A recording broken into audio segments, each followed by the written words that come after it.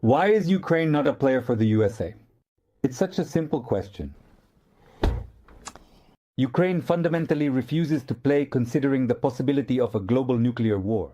The USA provides Ukraine with guarantees of non-nuclear conventional warfare from the beginning of Ivastorona. Arisovich convinced us all, while he was still very loved and trusted. That a nuclear strike is nothing, well, they'll strike, so what? In the grand scheme of things. But that's only on the condition that you have states that provide a guarantee that you won't be hit by nuclear weapons. But this works within us. But it doesn't work for the United States because they find themselves under threat, at risk of starting a nuclear war. They tell him this publicly, and he doesn't respond. He pretends that it doesn't exist. They tell him, "Man, you're leading the country to nuclear war. Listen." And he says, "No, the fate of the country is very important and you must..." What are you even talking about? Man, you need to respond to this somehow. Look, your words are actually about what logic that the president, when you are in a negotiation situation, you must consider that the collective interests of all other countries in the world, the USA, China, and another 200 countries that are further down the list, are essentially not equivalent to the framework you are selling. And therefore, when you try to trade off Ukraine's fate with the fate of the world, you are a priori doomed to failure because the world ultimately has to engage in this complex situation with its own interests, and it's easier to trade you off than to risk everyone in this nuclear escalation. By the way, what Karaganov showed in his latest BBC interview also demonstrates that they are perfectly creating this. They understand very well how to play this game. Well, since you mentioned Karaganov, let's say. So, he believes that the best outcome of the situation is Ukraine's capitulation. Karaganov thinks so. The capitulation of Europe, indeed. Karaganov said, "Here is the thesis I wrote down verbatim yesterday. Europe is moral trash." His third thesis was, so we are not fighting with Ukraine, but with Europe. The second thesis, moreover, there's a contradiction. He says there's no need to conquer, we want to trade there and everything else. Therefore, for us, the main, as it were, the desired outcome of the war as we perceive it to be, is the complete and unconditional capitulation of Ukraine. Europe and what remains of Ukraine will be completely demilitarized. Look, what do I consider perhaps the best possible outcome of the end of the war?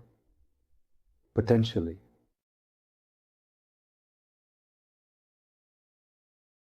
The comprehensive defeat of all sides. And complete. The defeat of all countries, the defeat of Russia, the defeat of Europe, the defeat of Ukraine, the defeat of the USA, the preservation of position of China. This is the best result. Why do I think so? Because it will allow us to engage in some kind of dialogue in a different discourse, to somehow rethink and build humanitarian relations. Now, I will lead to this, because I have a lot of points, but believe me, the capitulation of Ukraine and Europe is not only not better, but one of the worst outcomes of this war. Because Russia indeed thinks that it has capitulated and everything is as it was before. A capitulated Ukraine is indeed a heap of problems, not only for Europe, but also for Russia. That's firstly. It will not be able to do anything with the territories it has occupied. Nothing at all. The capitulation of Europe is also a problem for Russia. Because these are refugees from there, it's the necessity to participate in all of this. And Russia doesn't have the capability even in relation to its own family. It seems to me that you are expressing the idea that Karagan is already talking about this, that we don't need to conquer them, we need to break them morally, which he suspects under capitulation. There is an absolutely clear quote, the fourth thesis. On my Telegram, for those who haven't seen it, I recommend watching it. There's a short piece, 6.5 minutes, I think. I posted a link on my Telegram yesterday. The fourth thesis, we must absolutely break the moral backbone of Europe. That is, not even the population of Europe, but the European elites. It's like his idea of capitulation, that's it. What does it mean to break the morality of life? It means breaking the drive for subjectivity, which allows you to define an interesting conflict of interest. Well, Europe is impotent. It hasn't had any moral backbone for more than 10 years. What does he want to break?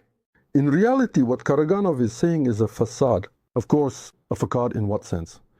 since they are in a situation similar to the Molotov-Ribbentrop Pact, where they are cozying up with the states, they need to shift the responsibility for the war from the states to Europe, and that's what they are doing right now.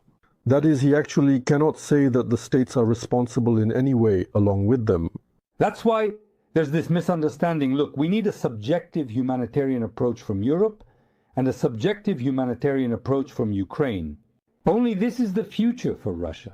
In all other cases, it will face internal and external problems, such as, this is much worse for her, much worse. Well, look, he is actually involved in this. They are in the process, not him, because it's not him speaking, it's the Kremlin speaking. They are sending a message to Europe that your attempt to subjectify yourself and take the side of Ukraine there with a united front, well, it will lead to the fact that both we and the states will be, we don't need you as an asserting, well, entity there, yes, as a matter of fact.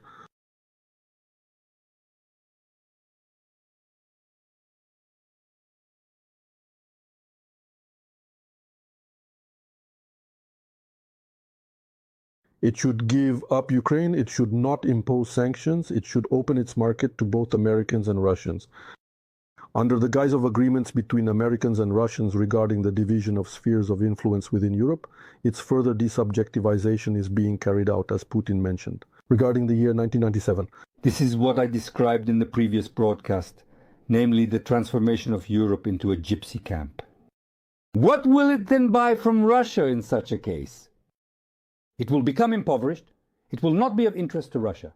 For some time, it will take 20, 30, I don't know, maybe 40, 50 years and so on. Look, the Americans, the states, view the Europeans as a raw material base that can still be used for some time.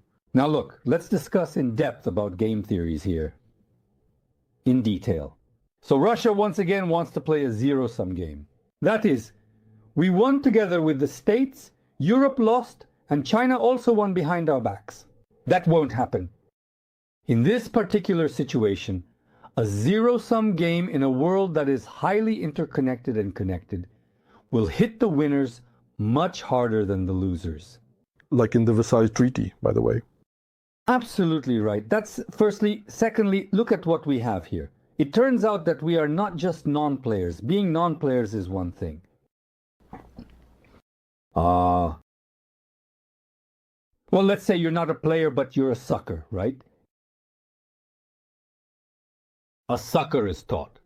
Do you know how a sucker is taught? A sucker doesn't understand anything. You tell him, well, try to show something. He starts doing it, and you see that he's a sucker.